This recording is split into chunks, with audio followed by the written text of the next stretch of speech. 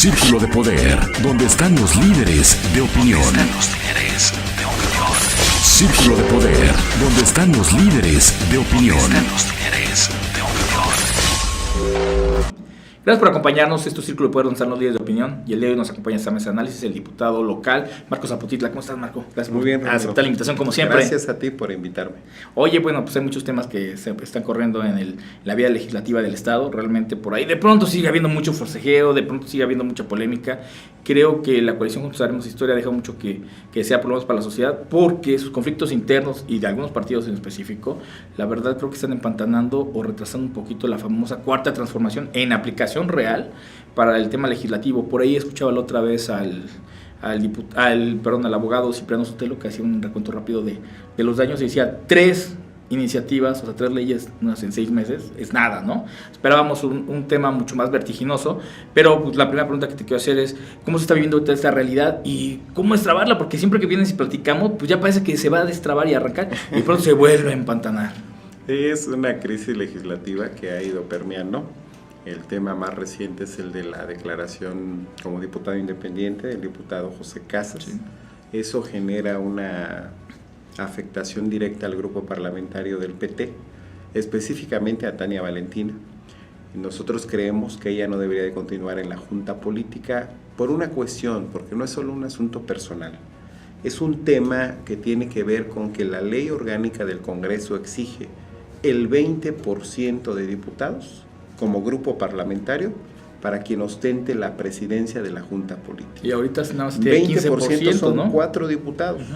Ante la renuncia de Pepe Casas como diputado independiente ya, ahora le quedan 3. Entonces van como la canción de los perritos. De los 4 que tenía ya nomás le quedan 3, y más los que seguramente podrán moverse.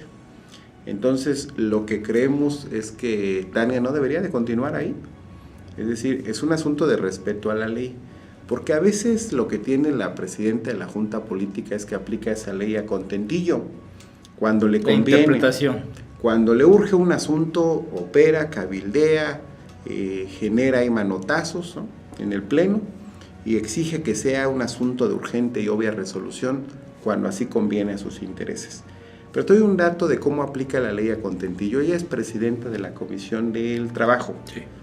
Y resulta que desde octubre, que mataron al policía en funciones en Temisco, en el cumplimiento de su deber, como se dice, la esposa, ¿no?, la viuda ahora de este policía, solicitó su pensión por viudez. Es la fecha de octubre a marzo que no se ha aprobado. Entonces, cuando le conviene, dices que es un asunto de urgente resolución. Y cuando está esta señora exigiendo su prestación, sí, que necesita seguridad social, no se le concede. Para que veas, pues, Rolando, y tu auditorio conozca la incongruencia a veces, es decir, entre lo que se dice y lo que se hace. La discrecionalidad de aplicación de la ley, ¿no? Así es. Es un tema complicado. Fíjate que por ahí yo escuchaba precisamente a la diputada Tania Valentina hace un par de días, en nuestra línea de tiempo también lo estábamos viendo, que decía que para que su remoción requiere de por lo menos 14 diputados que lo aprueben, pero que decía que tenía la mayoría, que de hecho casi de manera unánime todos estaban en favor de su continuidad. Entonces es un tema discrepante ahorita que lo pones en la mesa, porque dices que no estás de acuerdo. Ella decía que prácticamente por unanimidad casi todos los diputados le estaban en consenso de su continuidad. Entonces es ambiguo el asunto. No todos estamos de acuerdo. Lo que creemos es que la ley debe de aplicarse, así como lo quiere aplicar, por decirlo, al diputado José Casas cuando le retira sus prestaciones, o cuando se pone así, insisto, a interpretar la ley a modo. Ella debería también de reflexionar en la lectura de la ley, y ella sabe que ya no debe de permanecer ahí. Como ella un día se lo dijo al presidente cuando le intentó destituir, porque Tania intentó destituir a Alfonso de Jesús, y le dijo: ya no tienes ni el respeto, ni el reconocimiento, ni la legitimidad. Hoy yo lo reitero, Tania no tiene ya la legitimidad ni el reconocimiento de los diputados para permanecer en la Junta Política. Es una aseveración dura, pero en base a la normatividad y la ley, tú te estás sustentando. Ella más bien se está sosteniendo con el apoyo de, como se dice en el argot político, de candadear. Es decir, ella junta a su grupo de 7, por lo menos, para evitar que se le pueda destituir. Sin embargo, ella sabe que se está violentando la ley y que como ella le ha exigido al presidente, en su oportunidad se lo solicitó, se lo pidió a la presidenta de la Comisión de Hacienda, le exigió su renuncia, es parte del proceso legislativo. Ella debería ahora de presentar su renuncia a la presidencia de la Junta Política. Oye, como dice la canción, ¿a dónde vamos a parar? ¿Dónde va el Congreso con estos temas? Porque al final de cuentas son jaloneos estériles que terminan por afectar directamente a la sociedad. Desde luego porque paralizan los acuerdos, porque en esa oscuridad del proceso de la Junta Política, con ese mismo desaseo se está generando el proceso de selección del presidente de la Comisión de Derechos Humanos. No hay transparencia, se encerraron en puente vacacional, ahí en el Congreso del Estado, se prohibió incluso el acceso a los que no pertenezcan a la Junta Política, se hizo muy discrecional el tema, se habla de acuerdos oscuros para elegir al presidente de la Comisión de Derechos Humanos. Es el momento en que dicen que ya hay dictamen, pero no conocemos cómo se integró la terna de la comisión, y en próximas horas se va a votar, se va a someter al pleno, y no conocemos quiénes integran esa terna de la Comisión de Derechos Humanos. Que además es un tema complicado porque habían 25, 26 aspirantes, pero se hablaba desde antes de que ya había el dedazo y de que se hablaba desde una reelección hasta dos candidatos a modo, situación que ya no puede ser admisible porque al final de cuentas el tema de los derechos humanos es un contrapeso natural que debe de haber dentro de las instituciones, y que si viene del dedazo obviamente es como los famosos plurinominales, aunque a muchos les duele, el tema de que se deben a un coto de poder y no a la sociedad que realmente los debería de poner, elegir, porque al final de cuentas son los que representan. Necesitamos un perfil debidamente acreditado, preparado, académicamente viable y desde luego con esa sensibilidad social. Y hasta este momento, de producto de los acuerdos de la Junta Política, de la presidenta de la Junta Política, se ha generado un desaseo en el proceso de selección del, pues quien sería el presidente o presidenta de la Comisión de Derechos Humanos. La misma suerte está corriendo el proceso de selección del titular de la Auditoría del Estado. Oye, es decir, por esa misma ruta va el tema. Temas complicados, el tema del fiscal pues ya ni platicamos, ¿no? Parece que ya se empantanó, parece que incluso ya hubo una resignación, si no quiero hablar de un acuerdo porque no me consta, pero ya hay temas trascendentales que fueron compromisos de campaña, o sea, ya no voy a hablar de promesas, de compromisos de campaña que quedan en el tintero, no se ha fincado ninguna responsabilidad a ningún miembro de la 53ª legislatura. Yo creo que ya va a quedar en una desafortunada anécdota, y realmente el día de hoy ya no sabemos, ya no entendemos qué pasó. Al final de cuentas, la cuarta transformación, yo se lo sigo, es más, hasta posteando a Andrés Manuel López Obrador, que alguien le avisa que en Morelos la cuarta transformación está estancada por el Ejecutivo, el Legislativo fundamental, en 2 o 3 fracciones que además vienen, y paradójico, como consecuencia de su alianza o su coalición Juntos Haremos Historia, ¿no? Es terrible. Sí, pero cuando mencionas al legislativo, con mucho respeto le digo, no nos metas a todos en el mismo costal. Hay que especificar que, por eso inicié con ese tema, es la presidenta de la Junta Política, la diputada Tania Valentina, quien está obstaculizando esa situación. Es decir, los acuerdos, el avance ordinario del trabajo parlamentario se obstaculiza a partir de la posición que ella ocupa. Es decir, ni siquiera es un tema administrativo, es un tema de proceso legislativo que ella ha estancado. Sí. Por ello hablo del desaseo en la selección de la Comisión de Derechos Humanos, en el tema del titular de la ESAF.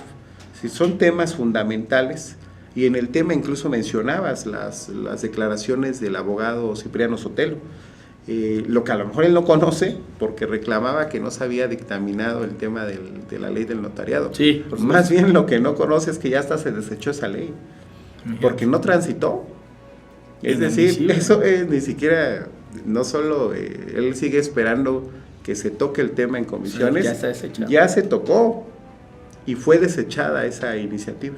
No fue aprobada por los compañeros legisladores en la Comisión de Puntos Constitucionales. Es decir, precisamente por Silotania, otros compañeros más, no apoyaron esa situación. Mencionabas el asunto de la ley orgánica de la Fiscalía, se desechó, tampoco fue aprobado. ¿Ya está desechado? Ya está desechado. Y eso no trascendió.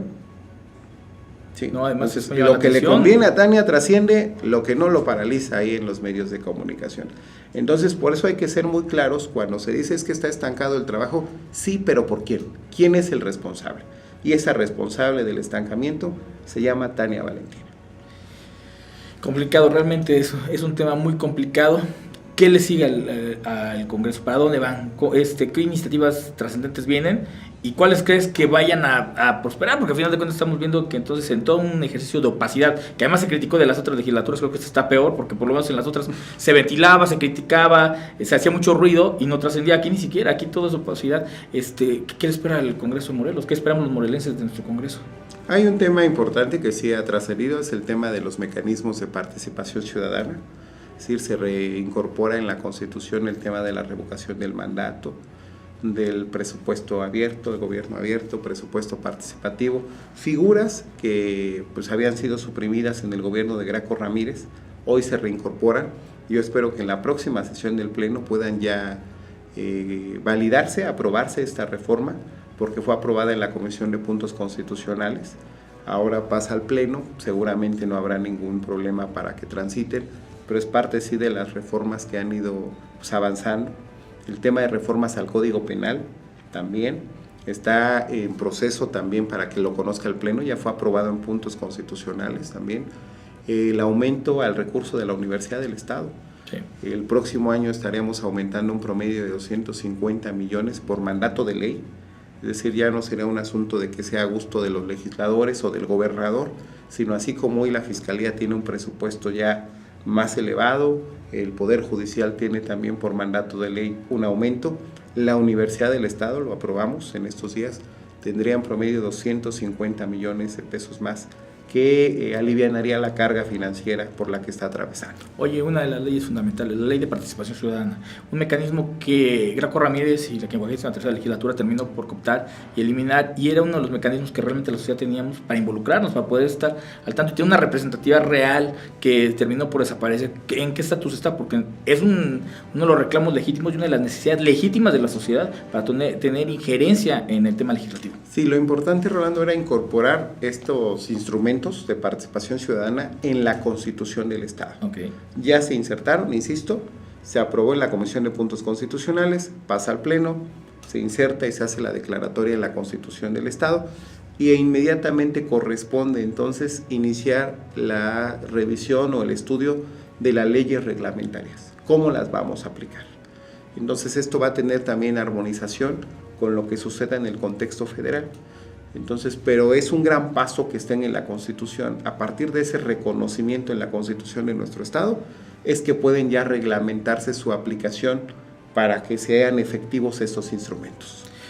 Sin duda son temas que darán mucho que hablar. Te agradezco como siempre, diputado, la pluralidad, la manera frontal en la que asumes y expones los temas. ¿Por qué? Porque al final de cuentas lo que necesitamos como sociedad es transparencia. Efectivamente, acá se llega el tema. Transparencia, situación que nos estamos dando cuenta, en este momento yo me estoy dando cuenta de que está careciendo el nuevo Congreso. Realmente hay actores políticos oscuros, por ahí se hablaban. Tú señalas puntualmente a Tania Valentina como uno de los lastres en este momento de esta legislatura, tema complicado y ojalá y se pueda dirimir, y en algún momento requerimos de que el Congreso del Estado se nivele y empiece a operar, porque al final de cuentas entre jaloneos ya van 6-7 meses, al rato cuando nos demos cuenta de año y medio ya prácticamente van a empezar los diputados a pensar en su continuidad política en algún otro puesto, y realmente el Estado de Morelos se ve empantado en ese asunto. Pues yo estoy convencido que con la renuncia de Tania Valentina como presidenta de la Junta Política y en el Congreso, el Congreso va a tener otra perspectiva y un mayor desarrollo parlamentario. ¿Tú crees que se dé realmente? Porque ella dice, o sea, no se ve ninguna intención, por lo menos pues política. Debería, así como lo ha exigido ella, así como lo ha dicho, por dignidad, por no tener ya la legitimidad, debería de renunciar a la Junta Política. Como parte de Morena, ¿qué han hablado de ese tema? La fracción parlamentaria de Morena al interior está en el mismo tenor de la remoción de... No de la remoción de Tania Valentina, sino de la aplicación de la ley. Pues yo creo que deberían, porque a quien le corresponde ya presidir la Junta Política es a Morena, porque es el único grupo parlamentario que reúne lo que exige la ley, el 20% de legisladores. Prácticamente desde el inicio así era, y al final de cuentas mayoría política le terminó quitando esos espacios legítimos, pero bueno, como siempre te agradezco otra vez, te reitero la invitación posteriormente a que nos vengas a retroalimentar de cómo se sigue dando esta vida legislativa que realmente por desgracia no es lo que esperábamos como sociedad, pero se tiene que destrabar. Pues esperemos que esto primeramente Dios mejore. Muchas como gracias. Siempre, Rolando. Marco, te agradezco mucho este espacio. Este es Círculo de Poder, continuamos. Círculo de Poder, donde están los líderes de opinión. Círculo de Poder, donde están los líderes de opinión.